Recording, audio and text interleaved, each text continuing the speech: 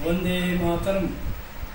महाभारत युद्ध के बाद युधिष्ठिर ने 35 साल तक शासन किया था और 35 साल शासन के बाद उन्होंने अपने पोते अर्थात अभिमन्यु के पुत्र परीक्षित को शासन सौंप दिया था और वे स्वयं सभी भाइयों सहित वन को चले गए थे।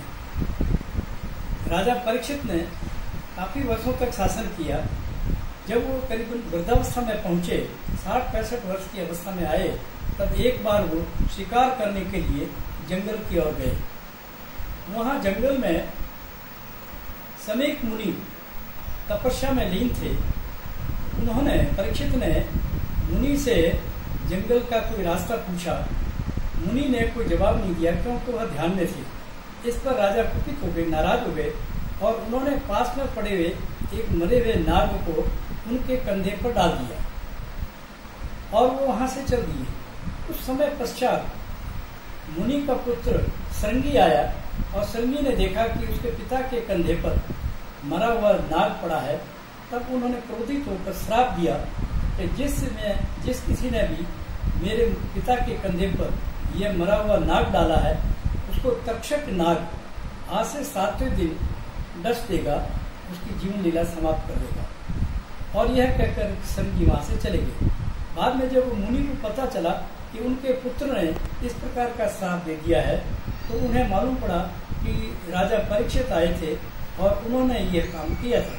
तब उन्होंने राजा परीक्षित को समाचार भेजा कि मेरे पुत्र ने इस प्रकार से श्राप दे दिया है, तो कृपया आप अपने जीवन की रक्षा करने का सारा उपाय कर लीजिए, क्योंकि 7वें दिन तक्षक नाग आपके को काटने आएगा।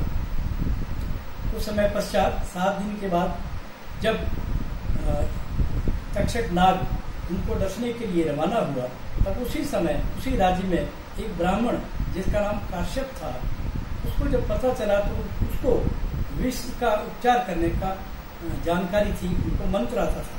तो उसने सोचा कि मैं राजा परीक्षित को सांप के डसने पर उनको बचा लूं, उनका विष समाप्त कर लूं और कुछ धन भी प्राप्त हो जाएगा। ऐसा कहकर जब वो जंगल से चला तो जंगल में तक्षक नाग से मुलाकात हुई। तक्षक नाग ने उसकी सारी बात सुनी। तब तक्षक नाग ने कहा कि मैं इस वृक्ष को जलाता हूँ, अगर तुम मंत्र से इसको जिंदा ठीक कर दो, सही कर दो, तो मैं मान जाऊंगा। तक्षक नाग ने अपने फुंकार से एक वृक्ष को जला दिया।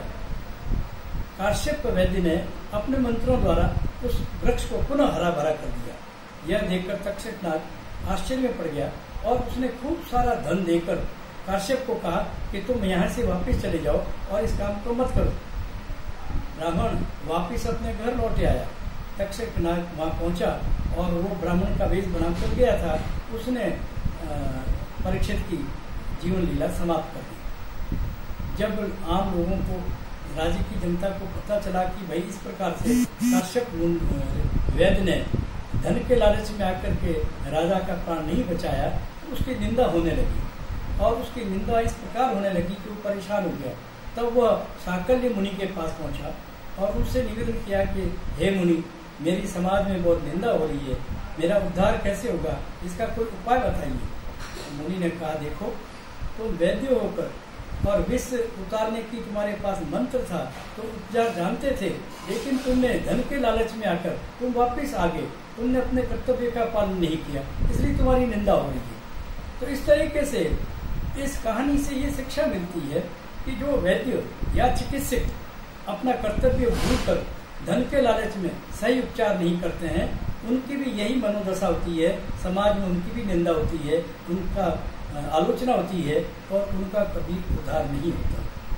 यह कहानी और लोगों को पता चले, इसलिए मेरा लोगों से ये कहना है कि आप इस चैनल को सब्सक्राइब करने की कोशिश करें, तो आप अन्य लोगों को भी यह समाचार दे पाएंगे। वंदे मातरम।